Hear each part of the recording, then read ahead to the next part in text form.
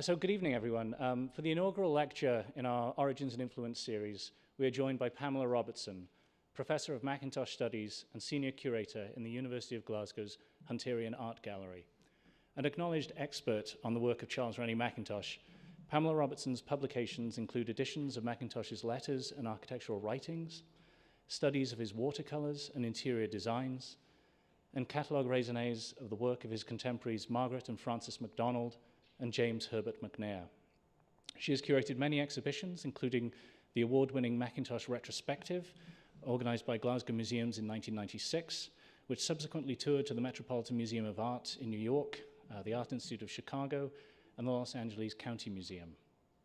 She is currently principal investigator on a major research project titled Mackintosh Architecture, Context, Making, and Meaning.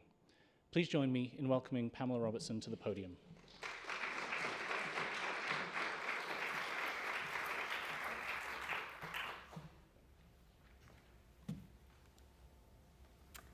Well, good evening. It's a great pleasure for me to be back in Chicago, a city with much resonance for anyone with Glasgow connections. And I'm very grateful to the Frank Lloyd Wright Preservation Trust and to the Terra Foundation for the invitation to speak to you this evening. And I also welcome the opportunity to investigate the links between the two great contemporaries in the history of the architecture of the late 19th and early 20th centuries, but two who have rarely, it would seem, been closely considered together, and if so, typically with a passing reference. Nikolaus Pevsner, for example, described Mackintosh as the European counterpart of Frank Lloyd Wright.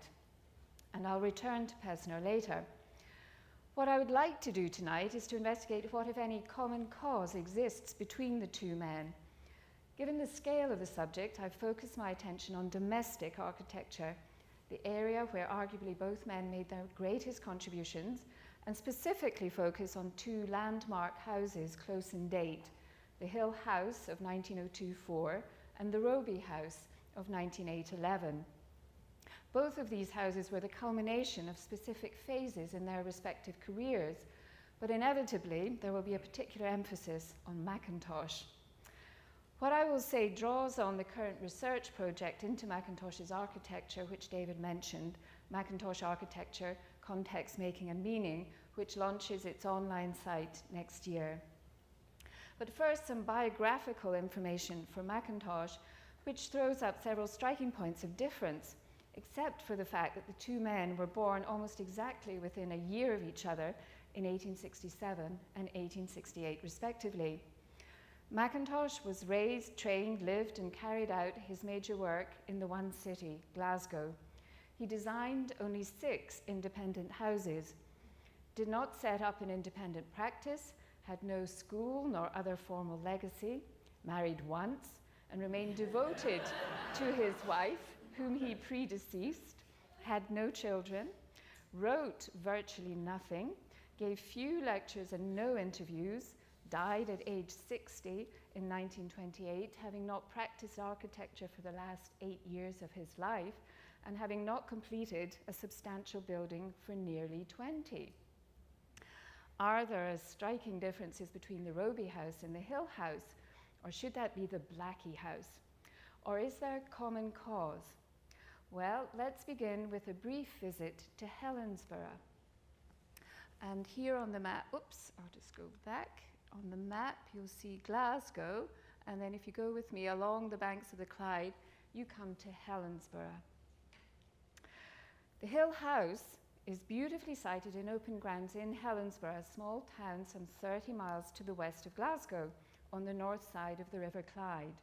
The community was supported by distilling and boat building and named romantically by its local laird, Sir James Colquhoun, in the mid-18th century after his pretty wife, Helen. Up until the mid-19th century, Helensburgh had been linked to Glasgow by steamship, but major change came with the arrival of the railway in the 1850s. The town was soon claimed by newly wealthy Glasgow industrialists and entrepreneurs, keen to distance themselves from the working city and enjoy the open seascape offered along the coast. Development of the upper town, with its spectacular views south over the River Clyde, was encouraged by the opening there of a station on the West Highland Railway line in 1894. By 1900, the town was popular and prosperous and undergoing major physical transformation with, amongst other enhancements, a new esplanade, railway station, post office, golf course, bandstand, curling pond, and hospital. Amenities geared to the needs of its wealthy residents. All of this development offered rich opportunities for architects, and much of it was of high quality and still enhances the townscape. A major contribution was made by John Honeyman, Mackintosh's employer and the senior partner in the practice of Honeyman, Keppie and Mackintosh. Over a period of 20 years, Honeyman designed and built churches and other municipal buildings and villas.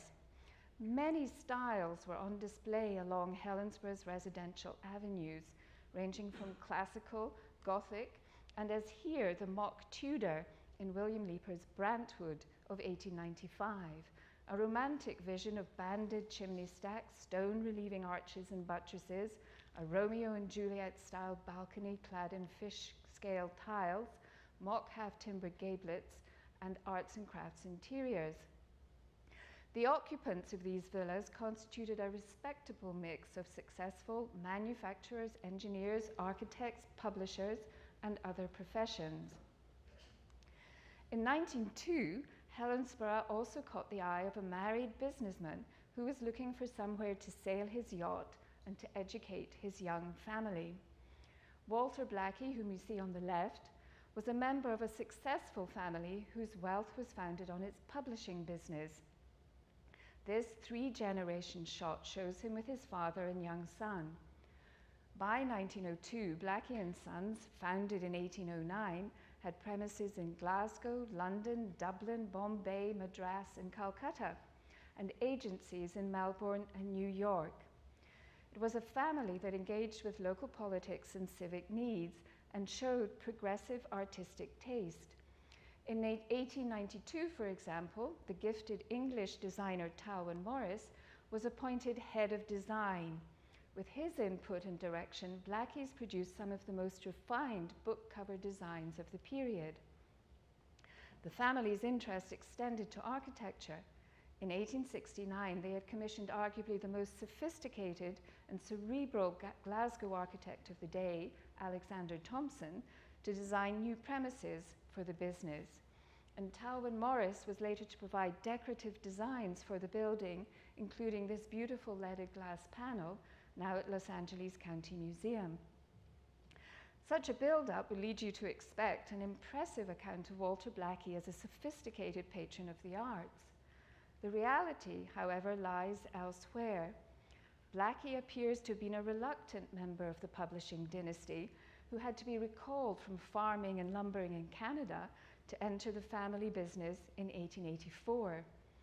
His responsibility within the firm lay with educational books, and his interests were more with science than art, in practicality, efficiency, and economy, rather than aesthetics, and in his public life in supporting education rather than culture. Nonetheless, when it came to selecting an architect for the site he'd purchased in 1902, Blackie had plenty of advice near to hand. On Talwyn Morris's suggestion, he made contact with Morris's friend, Charles Rennie Mackintosh. What emerges from Blackie's well-documented account of their meeting is the extent to which their tastes allied. Blackie made it clear he, quote, disliked red-tiled roofs in the west of Scotland with its frequent murky sky, did not want to have a construction of brick and plaster and wooden beams, that on the whole I rather fancied grey roughcast for the walls and slate for the roof, and that any architectural effort should be secured by the massing of the parts rather than by adventitious ornamentation. Blackie's memoir was written more than 4 decades after the commission was placed, and so may not be entirely accurate, but it does show that client and architect were evidently in sympathy, and that Blackie had more of an eye than has generally been accorded. Mr. Blackie's plot was on the slope of a hill in Helensborough, up at the back of the town, up here, butting up against the Cahoon estate land.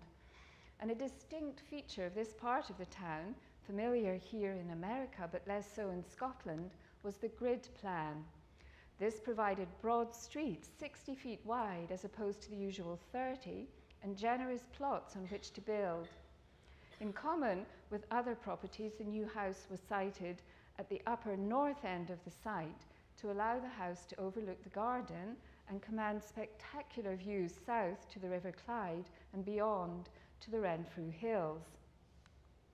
The plan was L-shaped, with the principal public rooms on the ground floor of the main south-facing block commanding the view, family and guest rooms above, and the service accommodation in the cross wing at the east end with the children's quarters above, and the principal staircase in a tower-like projection at the west end enclosing a rear courtyard. The principal rooms are linked by a continuous corridor on each floor, running from west to east on the north side facing away from the view. The floor plan had been worked out in close consultation with the family. The practical detailing of the fitting out delighted the clients, even down to the pantry.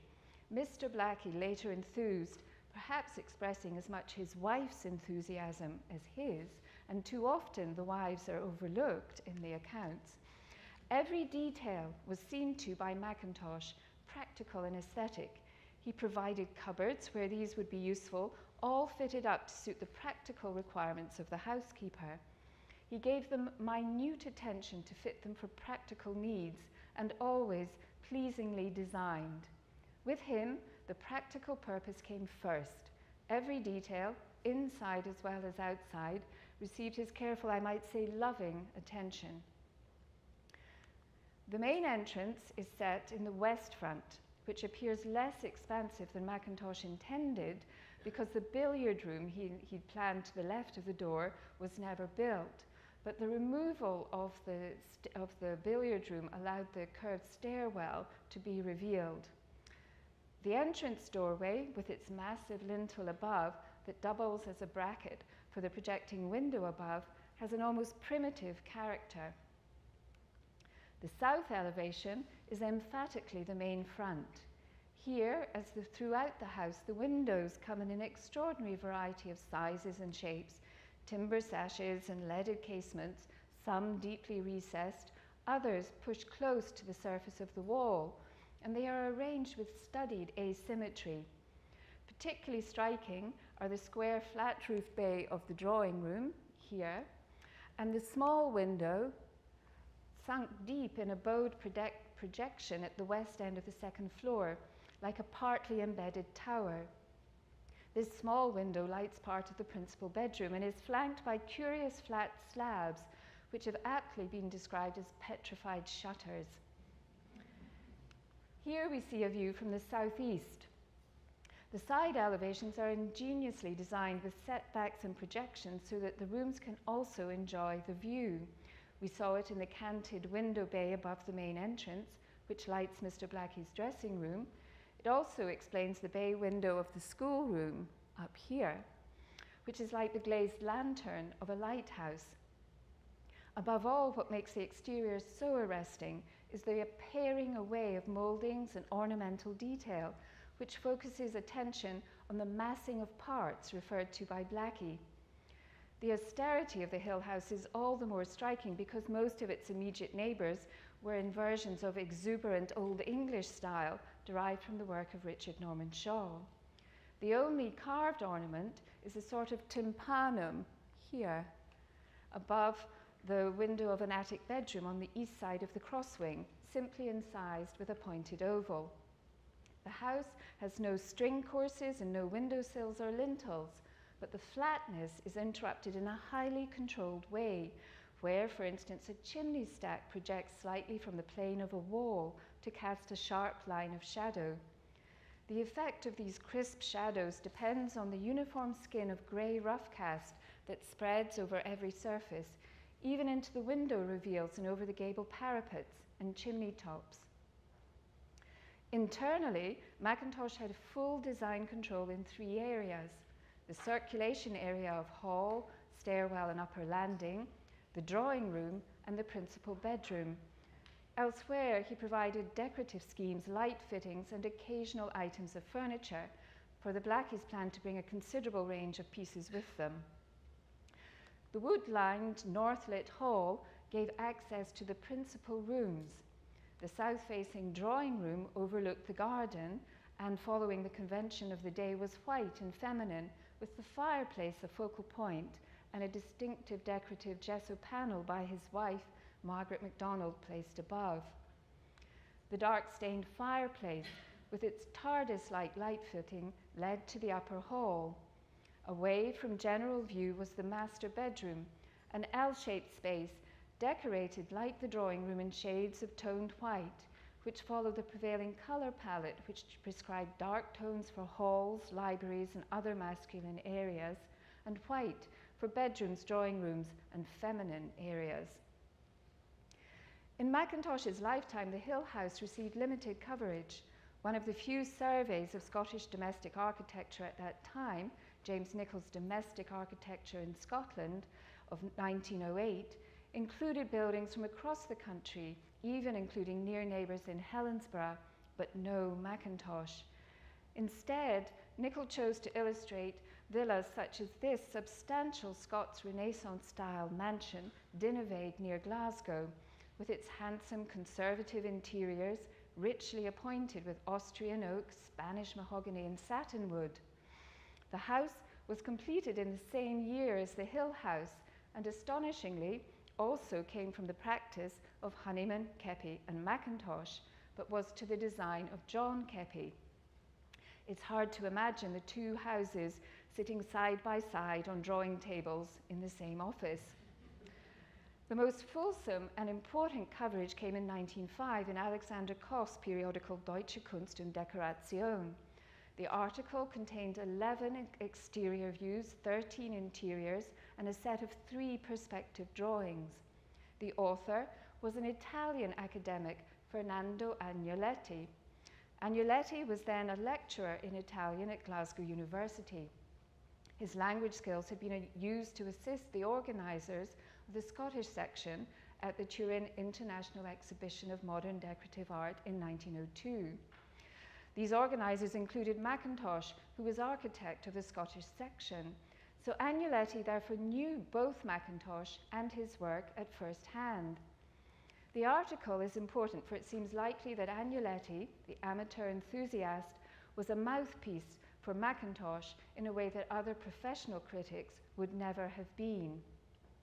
In the article, Agnoletti, Mackintosh, champions the supremacy in architecture of poetic invention based on music, colour, line, and dimension, and the vital role of creative independence. The architect should not ally himself to nor seek to establish a school. He describes the ostentation of the typical houses of Helensburgh's affluent elite, whom he dismissed as readers of the Times and laureate poetry, contrasting this with the restrained simplicity of the Hill House, here seen in one of the published photographs accompanying the article by the London photographer Bedford Lemire. The imperative was the pursuit of beauty, not technical execution or imitation of other styles. He notes the careful design of the ensemble of house and grounds, of the architect's ideas of unity and harmony, of the importance of musical rhythm. One can picture Mackintosh and Agnoletti standing in the garden while Mackintosh outlined his intentions. Agnoletti wrote of, quote, "the feeling that the house forms the main link in a chain of rising forms and colours is much less the result of the natural beauty of the site as the artistic utilisation of every available element." He emphasises what he sees as an organic relationship between the building and its natural setting, admiring, quote, "the immaculate freshness with which the house seemed to have bloomed on the soil."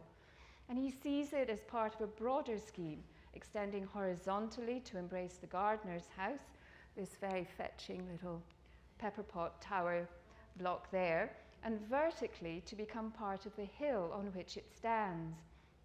Internally, the principal bedroom is singled out as an exotic bloom, a great white symphony.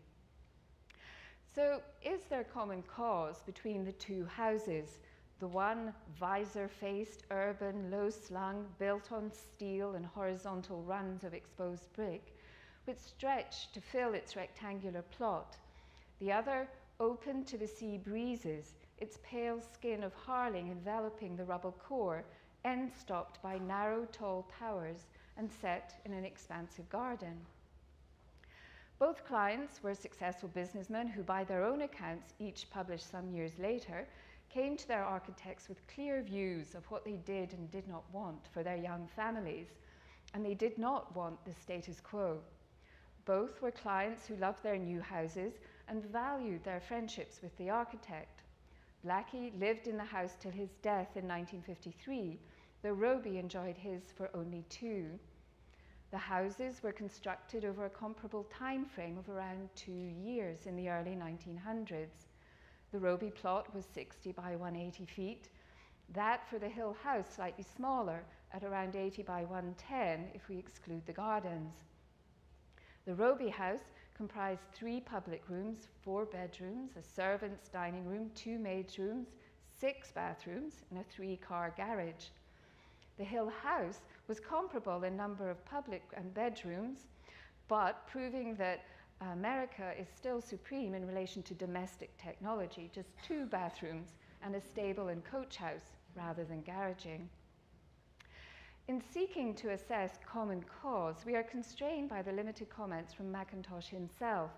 His only surviving writings are manuscripts of 6 early lectures, the majority student work and all related to architecture, but none to his own. We have to rely on the evidence of the buildings themselves and some lifetime commentary by others, in particular the writings of Hermann Muthesius. From 1896 to 1903, Muthesius was based as cultural and technical attaché at the German embassy in London, with a specific remit to study British architecture and design in order to help stimulate modern design in Germany. His major project was what became the magisterial 3 volumes of Das Englische Haus, published in 1904 and 1905. By at least 1898, Muthesius had established contact with Mackintosh, whose letters to him survive in the Werkbund archive. A warm friendship ensued. Insightful and encyclopedic in his knowledge of British architecture, Muthesius had not written about Mackintosh until 1902, when 2 texts appeared. One, his preface to the published portfolio of Mackintosh's House for an Art Lover competition designs, and the other, an article in Alexander Koch's periodical Dekorative Kunst. These texts would most certainly have followed discussion with Mackintosh, and without question were founded on first-hand knowledge of Mackintosh's completed work in Glasgow.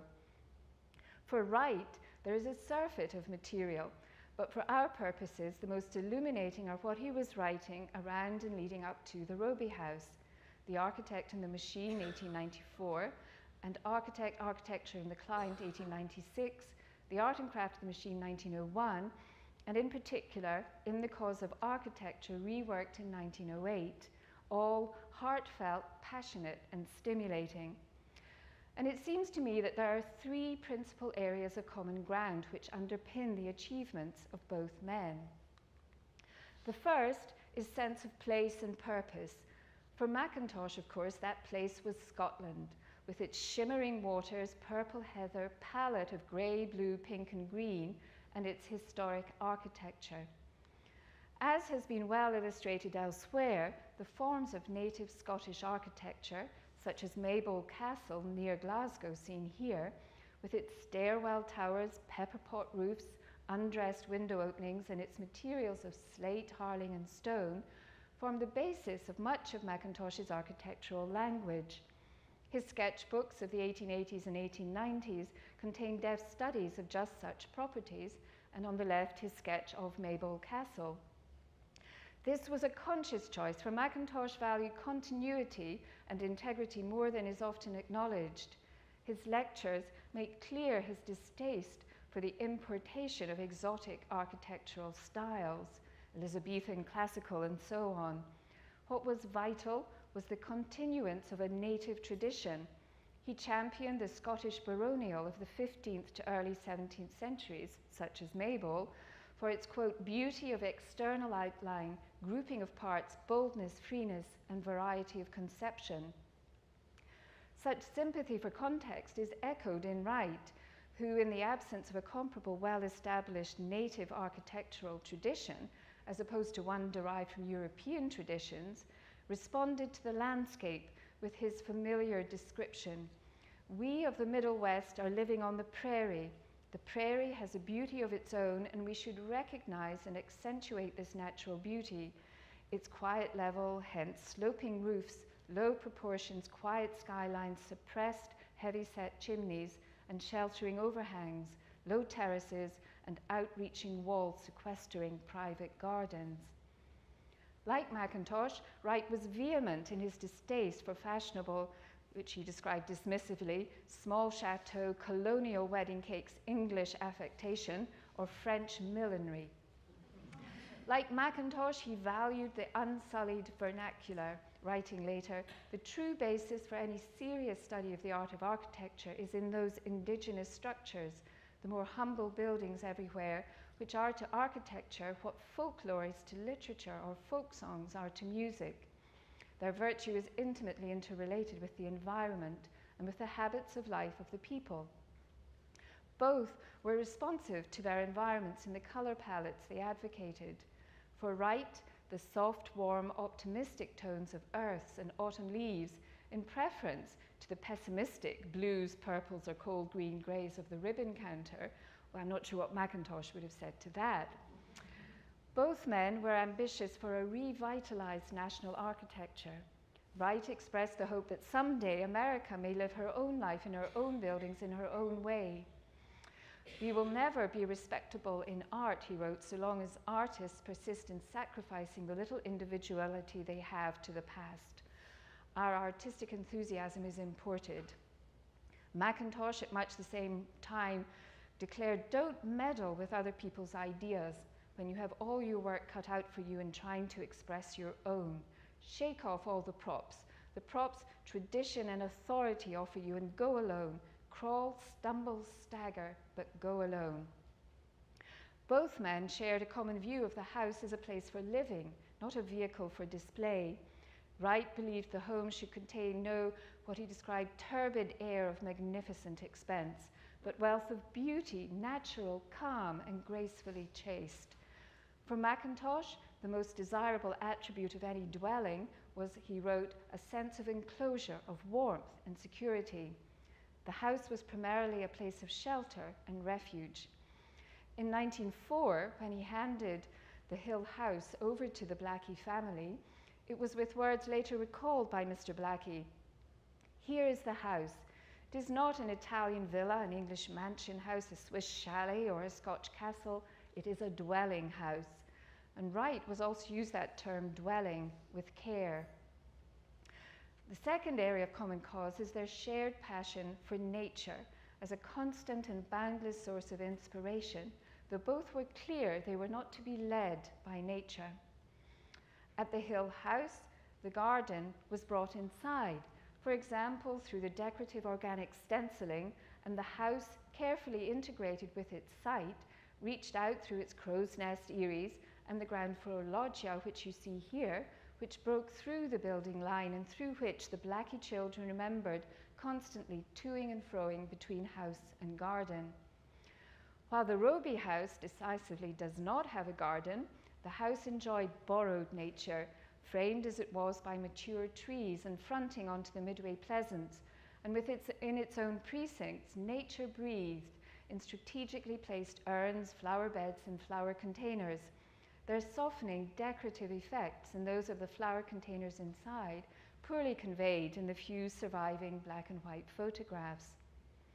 The final significant area of common cause, in my view, was their shared imperative to create harmonious unity between the component parts of architecture and interior design, what was then termed Gesamtkunstwerk, or the room as a work of art.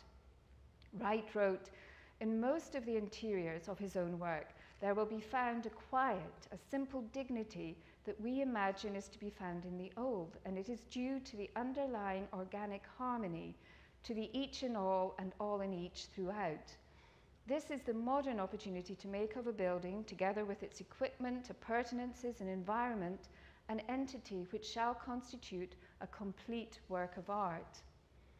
Muthesius recognized this in Mackintosh, writing in his preface to the House for an Art Lover portfolio of 1902.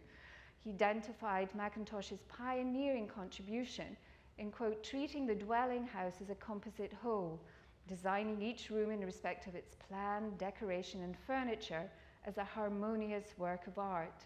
The room gradually became regarded as a work of art in itself, not merely an accidental outcome of various artists' details collected together.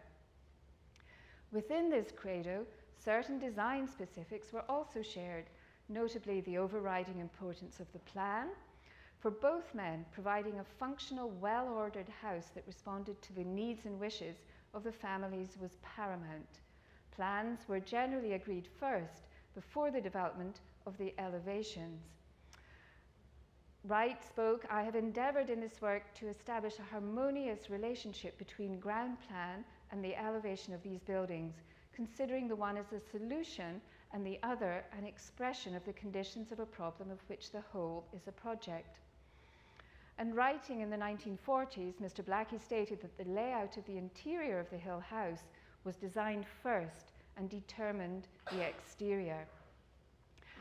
Wright's summation of the key elements of a successful house provided in The Art of the Machine of 1894, his most extensive discussion of the design of the house, could easily apply to the Hill House. The house, Wright wrote, should be a part of the site, with a good, easy, home-like plan, certain harmonious relationships between the various rooms. Fireplaces may be a thing of beauty, kitchen fit to live in with all the little conveniences and necessities well arranged. Sleeping rooms should be as pleasant as the living rooms and should be so arranged that the second floor is a natural development of the first. There should be simplicity, something with graceful sense of beauty in its utility, from which discord and all that is meaningless has been eliminated. And finally, repose. At the same time, there are differences, some of them profound.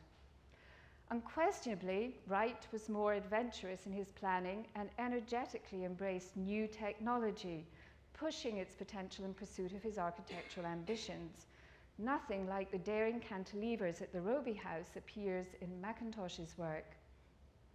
While much of the common ground in their design philosophy can be read as mainstream arts and crafts, honesty, integrity, appropriateness, respect for tradition and nature, Wright, unlike Mackintosh, was an early and outspoken champion of the potential of the machine. In the machine, he declared, lies the only future of art and craft, a glorious future.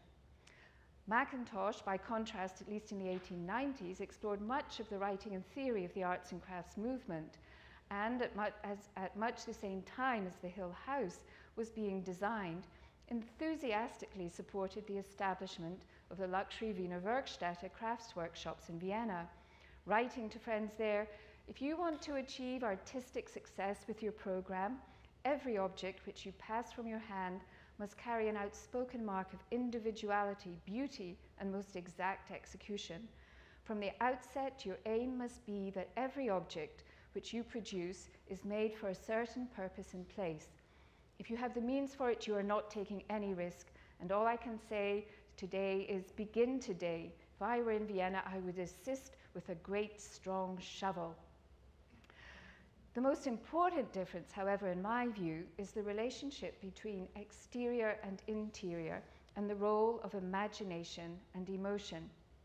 At the Robie House, exterior and interior are conjoined. The pronounced horizontal proportions of the external massing is carried into the interiors. The distinctive brick courses of the elevations are brought inside. The disciplined symmetry of the decorative panels is carried through from the entrance gates to the interior leaded glass lights and soft furnishings. The interior is anticipated by the exterior. By contrast, The stark tower house exterior of the Hill House does not prepare the visitor for the fairy tale interiors with their seductive, soothing atmosphere and extraordinary studied furniture. At the Hill House, there is a sense of two worlds, a rugged exterior which belongs to the invigorating outside, and an interior of enclosed serenity.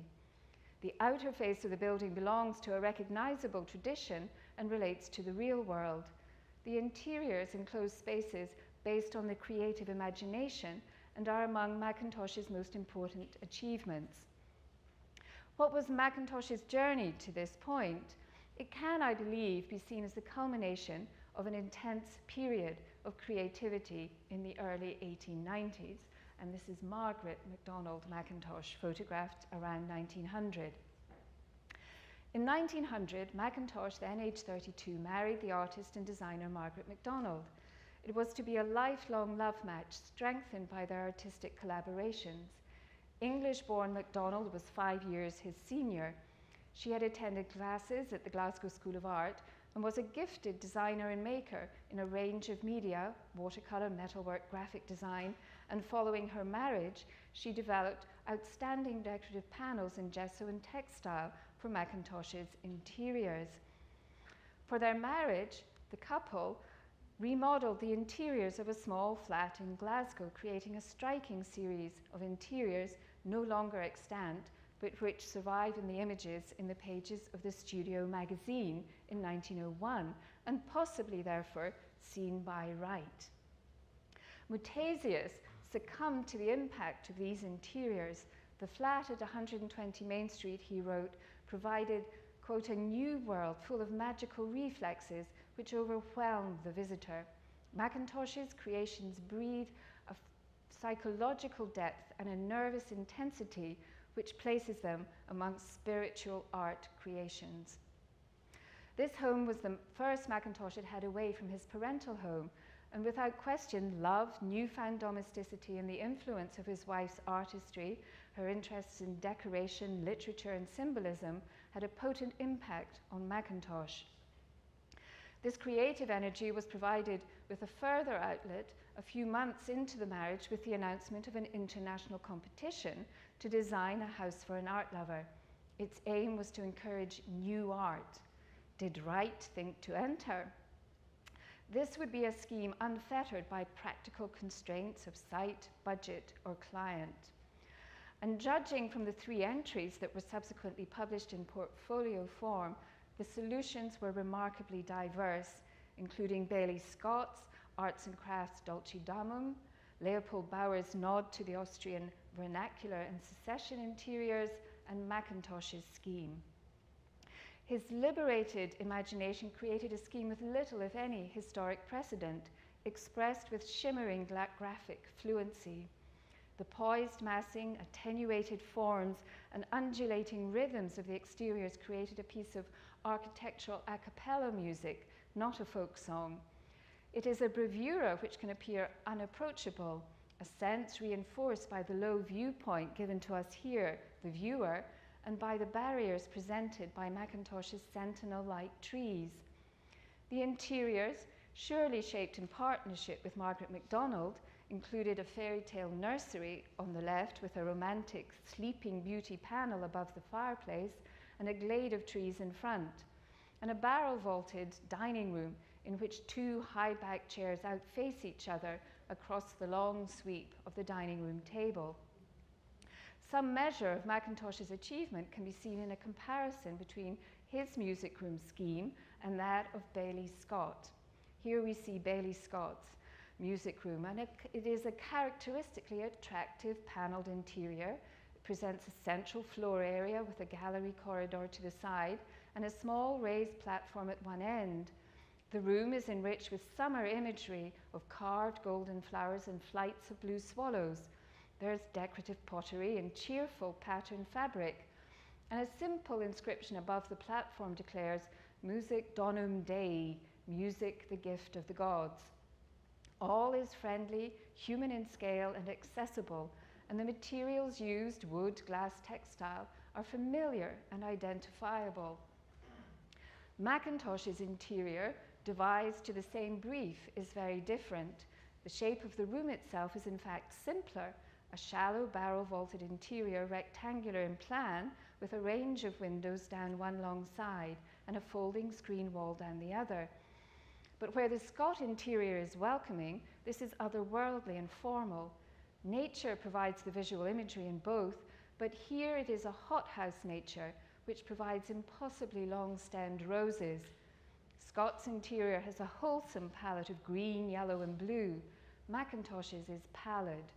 Scott's interior expresses its materials. In Mackintosh, we do not know what is wood or metal, textile or glass, what is painted or clad in metal leaf. While one could imagine settling in Scott's welcoming armchair by the little fire, Mackintosh creates a display room in which to tiptoe. Mackintosh's house for an art lover has been widely and rightly recognized as a precursor and layout in formal terms for the Hill House, and through its publication in portfolio form, it was an important disseminator of Mackintosh's ideas. The project was also a milestone. As competitions do, it removed constraints, and Mackintosh responded with a creativity that not only far outmatched his competitors, but which was on a scale he had not previously been able to experience. It was a scale that was never again to be available to him, either in design or built form. The published portfolio introduced Mackintosh's work to an international audience in much the same way as the Wasmut publications would do for Wright in 1910-11. Mackintosh had the added validation of Mutesius's preface, and Wright that of C.R. Ashby. Around 1902, two interconnected opportunities, again on the international stage, further consolidated and enriched what had been achieved with the House for an Art Lover portfolio. In late 1901 or early 1902, Fritz Warndorfer, who we see here with his wife and his young daughter, the wealthy Austrian businessman, major funder and patron of the Wiener Werkstätte, and collector of works from Klimt to Beardsley, commissioned a music room for from the Mackintoshes for his Vienna town house. This was to form an artistic interior alongside other rooms by Joseph Hoffmann and Coleman Moser. Hoffmann's interior was a cool black and white symphony with marble-tiled floor and walls, silver plaster frieze and ceiling, and sleek leather furnishings. Moser's picture gallery was a narrow study room with customized units and display space for selected paintings by Klimt, including, locked away here, Klimt's controversial painting Hope. Warndorfer knew the Mackintoshes and their work, having visited Glasgow at least twice in 1900 and again in 1902, when the details of the commission were doubtless discussed. The resultant Mackintosh interior no longer survives. The room was dismantled just after the First World War, and like for the House for an Art Lover, its physical absence has diminished its true significance. The room is now known only through a small group of black and white photographs, but the process of the commission and its final expression are of great importance. Warndorfer was the dream client, expressing simply a desire for the best. Sophisticated, luxurious, edgy, he kept a cage of large poisonous snakes in one of his public rooms, to whom he fed white mice. Contact with Warndorfer would have opened up new possibilities to Mackintosh.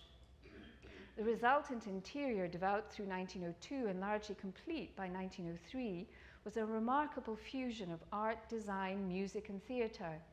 It became a place of artistic pilgrimage, described by one visitor as an interior in which, quote, each thought resolves itself as do the chords of music, till the orchestration is perfect, the effect one of complete repose filling the soul. At its heart was a frieze 15 feet long by Margaret MacDonald Mackintosh. You see it here with a detail, illustrating the symbolist play by the Belgian Maurice Maeterlinck, The Seven Princesses, and the frieze is now in the Mac in Vienna. Alongside the developing designs for the Warndorfer Music Room, the Mackintoshes were lead contributors to the Scottish section of the International Exhibition of Modern Decorative Art in Turin, which opened in April 1902. The Mackintosh's exhibit, The Rose Boudoir, contained a number of items owned by Warndorfer, including a handsome writing desk and 2 gesso panels by Margaret MacDonald, the white rose and the red rose, which you see a full-scale image of here, and the heart of the rose. While undoubtedly the budget was modest and the exhibition galleries into which the setting had to be installed high and poorly lit, the concept was not constrained and may well have been intended to represent a meditation on the domestic interior and an idealized setting for a lover of art, symbolized by the rose and perhaps personified by Warndorfer. The adjectives most frequently used to describe Mackintosh's work in the Hill House include mystical, symbolic, charged, poetical, dreamlike, not the familiar language of the arts and crafts, cozy, homely, quaint, simple, honest. Mutesius saw these emotional characteristics as connected to the local spirit of Scotland. This land, he wrote, where there is a unique mixture of Puritanism and romantic, of abstinence and mysticism. And how do these fit with Wright? Well, the Robie dining room. Within this long rectangular volume, we see Wright's masterful and precise integration of the different components, rooted in streamlined rectilinear geometries. The long run of the window wall, the sleek forms of the built-in sideboard, the strong piers of the central fireplace, and the stepped ceiling, for me the most powerful element in the space, which holds on to the light fittings and the hidden steel beams. Order, repetition, and symmetry suffused with carefully controlled light. The chairs play an important role in this overall architectural ensemble, centered around the table on the axis of the sideboard and the fireplace. This group of surrogate screens helps to define the walk-through along the window wall, defines the eating zone within the overall, continues the vertical rhythms of the window openings and stair screen, and connects with the strong horizontals of the ceiling bands. Here we have the bedroom chair from the Hill House. Mackintosh's chair is equally striking, but prompts very different readings. In the bedroom, he'd created an L-shaped space to suit the different functions of the room, in the same way that Wright had apportioned space within the living room, so for sleeping, dressing, and sitting by the fireplace. The ceiling, floor covering, and walls are off-white. In his domestic interiors, Mackintosh rarely, if at all, used the ceiling in the complex way sometimes favored by Wright. And he applied a stenciled rose motif in muted pink and green to the walls. This skeletal black chair is a carefully thought through foil to this scheme, not a continuation, a piece of room jewelry, a self-conscious, highly refined reworking of the conventional ladderback. Set against the stenciled rose decoration, the ensemble can be read as referencing Mr. Blackie's trellised rose garden and a rose briar bedroom, entirely appropriate for a publisher of the Grimm's Brothers and Hans Christian Andersen.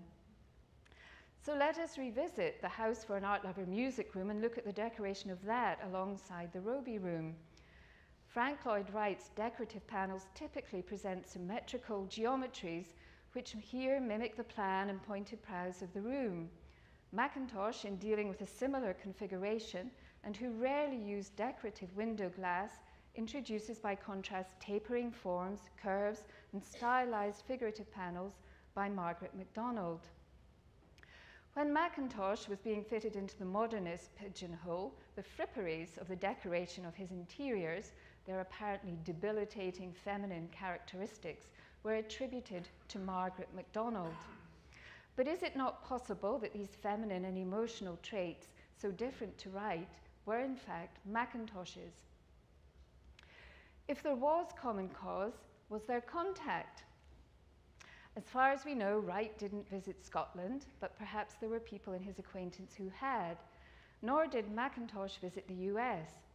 It's highly conceivable that Wright, well-informed and well-read, knew of Mackintosh through periodicals of the day, the studio, perhaps the progressive German language journals, Dekorative Kunst or Deutsche Kunst und Dekoration, or came across the few references that appeared in American periodicals such as the American Architect and Building News.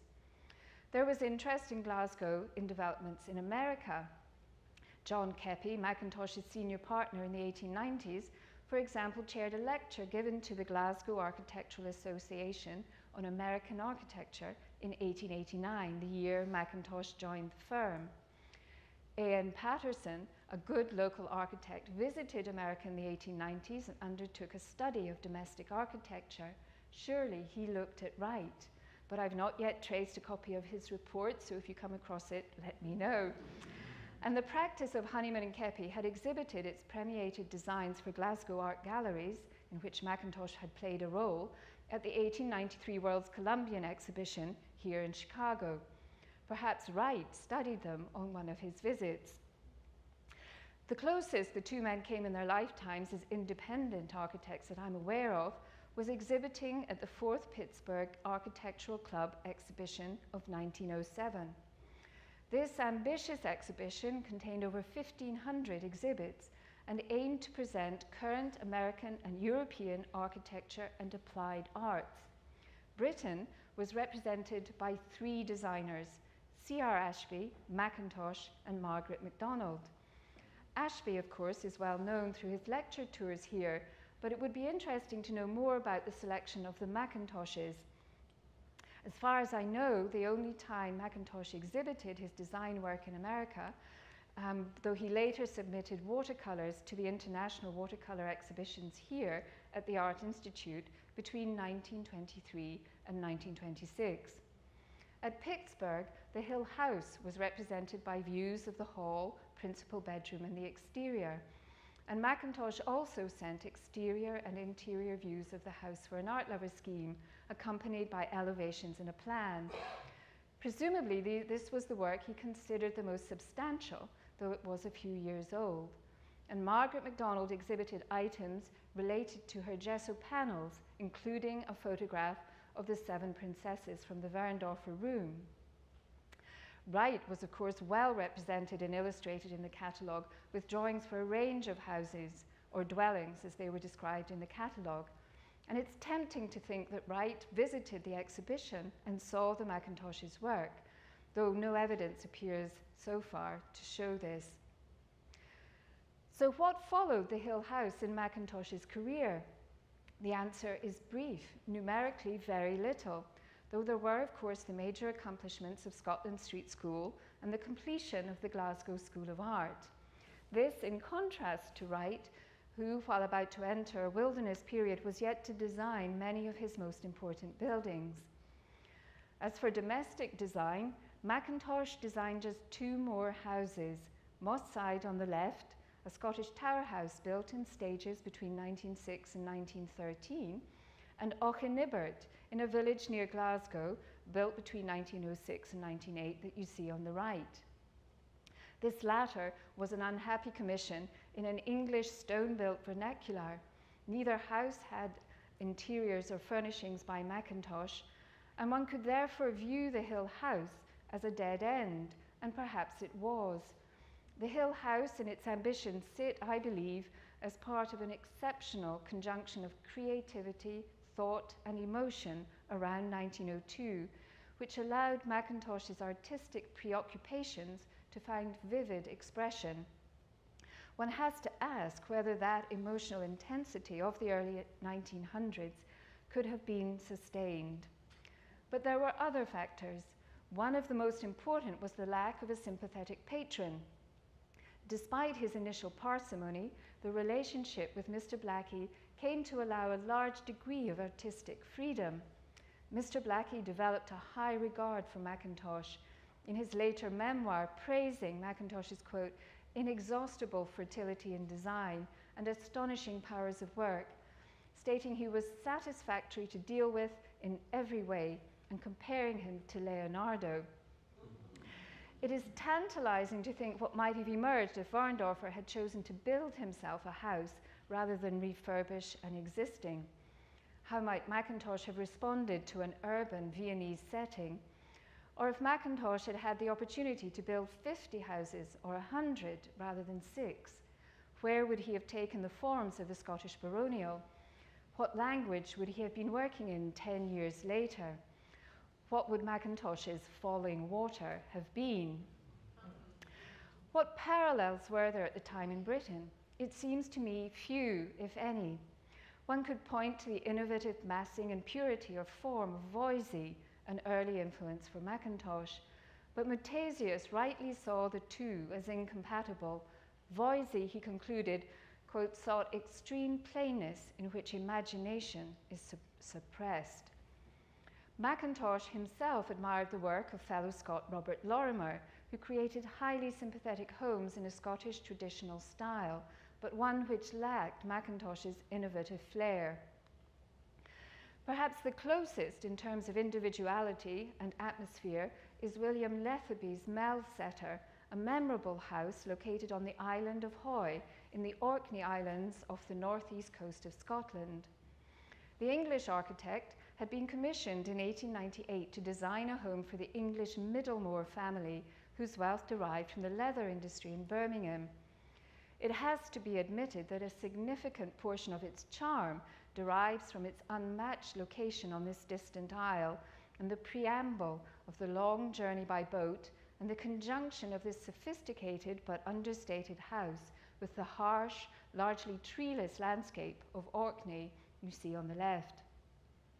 Nonetheless, as a thoughtful reinterpretation of the Scottish tradition, the new house was built around existing farm buildings, and its preoccupations with symbolism and meaning, the handmade and family life, it generates something of the power of the Hill House.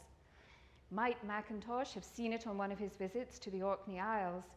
He had, after all, closely read and quoted from Lethaby's complex discourse, Architecture, Mysticism and Myth, published in 1891, in one of his early lectures, and Lethaby was a good friend and much admired by Muthesius.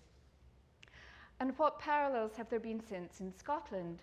Again, it is a limited answer, and one of the best I can give is a house built on an open elevated site offering panoramic views of its pretty landscape near Stirling, Gribloch House, designed by the Scot Basil Spence between 1937 and 1939. Spence was later to give us Coventry Cathedral and the towering Hyde Park Barracks in London. Gribloch had been commissioned by Glasgow steel magnate John Colville and his American wife. In no way is it stylistically related to the Hill House, but Gribloch's drama, poise and freshness capture something of its achievements. This limited direct influence highlights another contrast with Wright. Mackintosh's legacy is more inspirational than actual. And so, to return to Nikolaus Pevsner where we began, what did he mean when he said Mackintosh was the European counterpart of Wright? Pevsner's landmark publication, Pioneers of Modern Design, published in 1936, was the first to deal with those architects who had contributed to the development of the modern movement up to 1915. This had two consequences relevant to our discussion. First, Wright was given relatively short shrift, as his major achievements were deemed to have come after 1915. And second, Pevsner's focus was the trajectory of the modern movement leading to Corbusier. Pevsner visited Glasgow as part of his research to gain first-hand experience of Mackintosh's buildings. This is the hall at the Hill House. What impressed him most was Mackintosh's handling of space. He praised what he described as Mackintosh's intense feeling for spatial values. And similar praise is given to Wright's achievements in his early houses, with their rich variety of spatial axes and, quote, abstract art of moulding volumes in space. It was not, however, until the second edition, some 13 years later in 1958, that Pevsner brought the two men together.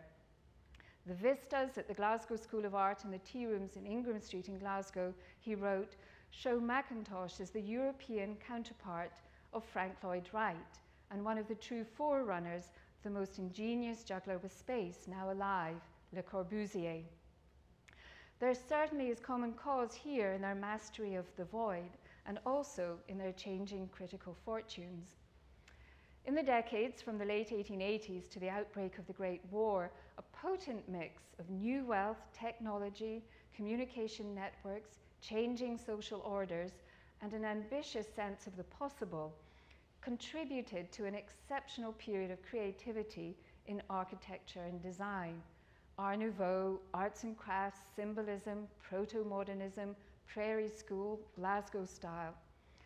Mackintosh and Wright straddle this period, defiantly resisting easy categorization, and as the Robie House and the Hill House illustrate, I hope, sharing common cause and divergence. Thank you.